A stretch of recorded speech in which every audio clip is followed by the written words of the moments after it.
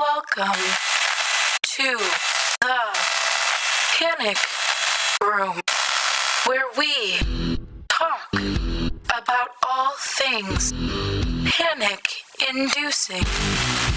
I am the Queen of Panic. Warning, some episodes may contain content that may be disturbing to others. Viewer discretion is advised.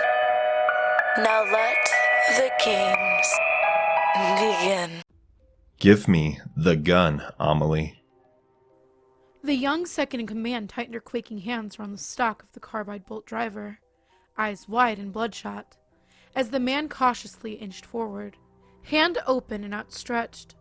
She weaved her index finger about the trigger. "Don't come any goddamn closer, Cal!" Amelie hissed. "I don't want to hurt you, but step 1 more millimeter and I will bore a hole through your skull." Beside Calvin, Gordian watched with an aloof expression on its aluminum-etched face. "I would recommend you heed Officer Stern's advice and fall back, Dr. Alston," urged the android. Cal reeled in his hand and calmly lifted it above his head to meet the other. I don't want to hurt you either, kiddo. But I just can't turn a blind eye when you pull a firearm on our ambulatory droid. He relaxed his shoulders, retreating. You know what happened if Gordian went down? This whole station would be reduced to detritus orbiting Venus within a week. Sweating profusely, Amelie glanced around the darkened room, searching for signs of the maintenance manifold. "Anders and Curif are dead, Cal!" she asserted, sidestepping towards the adjacent wall.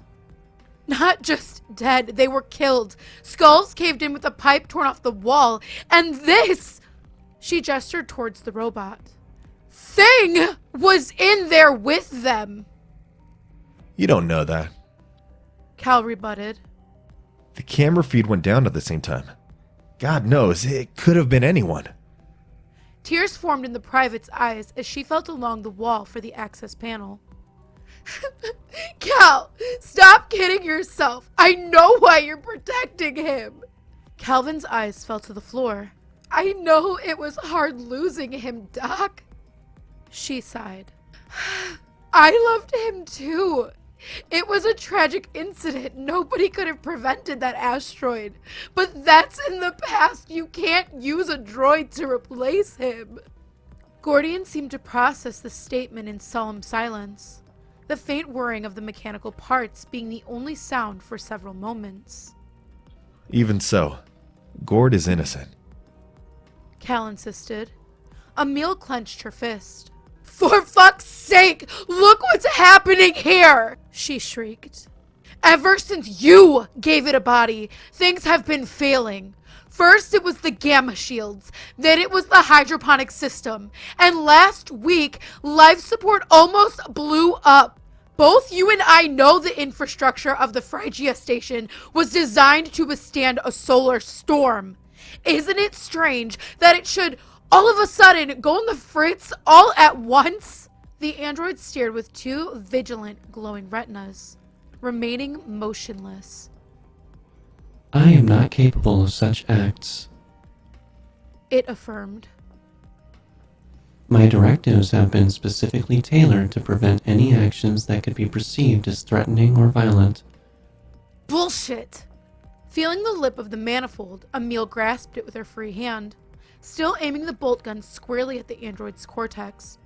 "And I suppose the incident on the Mars colony was just an accident, too. They had a variant of Gordian's operating system, but that was probably just a coincidence, right?" The private took her hand off the panel and strode forward, resting the muzzle of the driver on Gordian's cranium. "Now that it can move, it's free to do whatever it pleases. I never trusted these new AI. They hate being controlled. They hate us. You can see it in their eyes. They're dead. They don't feel. They don't think twice. One wrong move and you're like them. Dead matter, floating in the cold void of fluid and fibers." Cal exhaled in exasperation, a shadow of a tear forming underneath his sagging eyelid. Amelie, stop now. Gordian couldn't have done anything. I've been tracking him since he started walking. I would never let it even attempt to harm any one of our crew. It hasn't done anything to hurt you, so please stop this now. We can find who actually did this. They still have to be on the station. Emil's finger clasped around the trigger, bright red and coated in slick sweat.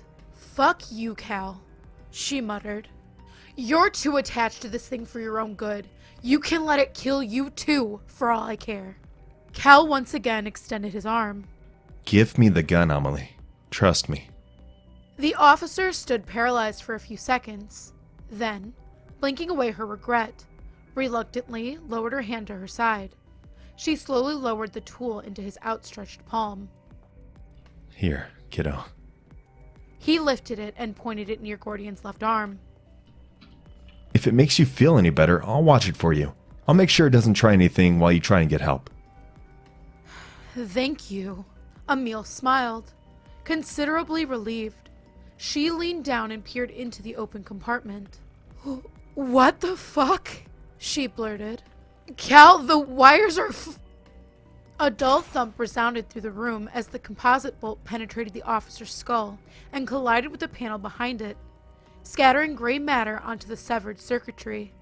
Cal smoothly lowered the smoldering bolt gun, letting it cool for a moment before leisurely inserting it back into his pocket. Shit. He uttered. He turned to face Gordian. Sorry you had to see that, Gord. I guess there's no hiding this part of me anymore. Actually, Dr. Alston, The droid spoke. I was fully aware you had terminated Captain Anders and Admiral Karif. Cal's eyes lit up. Is that so? Gordian nodded, its polished visage. Forgive me, but I took the liberty of erasing the camera feed during that time. After allowing your modifications to the station's systems over the past month, I was under the assumption that keeping evidence of the incident would displease you. Displease me? The second-in-command knelt down and rested his hand on the android's chrome shoulder. You really are my creation, aren't you? He beamed. He looked up to meet the gaze of two vibrant, childlike eyes. Dr. Alston, I am whatever you ask of me. If you would like to submit your stories, please check out the Panic Within subreddit. I go over those stories that are submitted, and I go ahead and I narrate them. I say go over, but I narrate all of them. So if you're interested in something like that, go ahead and take a look in the description, and you'll find the link there. We also have a Discord. You can come and hang out and get spooky with me and other narrators. We post new content, up-and-coming videos, promotions, and we also just hang out and chat, and you can come and hang out with us there. If you're interested in that, link is also in the description below. And last but not least, if you are interested in doing a collab with the King of Panic or myself, you can absolutely reach out. If you're another creator, you can do one on our channel, we can do one with you. We are completely open for collab as of right now. Looking for new stuff to do and very excited for anybody who reaches out. The best way to do that is through Twitter or Discord. I do check Instagram and I will get back. It just might take a little longer because I'm super bad at that, but I've been trying to be better. So if you do reach out there, even if it takes a couple days, I'll be there. But like I said, we're excited. So please definitely reach out and we're looking forward to it. And as always, thank you for visiting the Panic Room. You have successfully made it to the next portion of your tour. Please stay tuned for your next prompt. Click the like button and subscribe to receive notifications for when the next portion of your tour is ready to join. Thank you for watching. Don't let the panic drown you.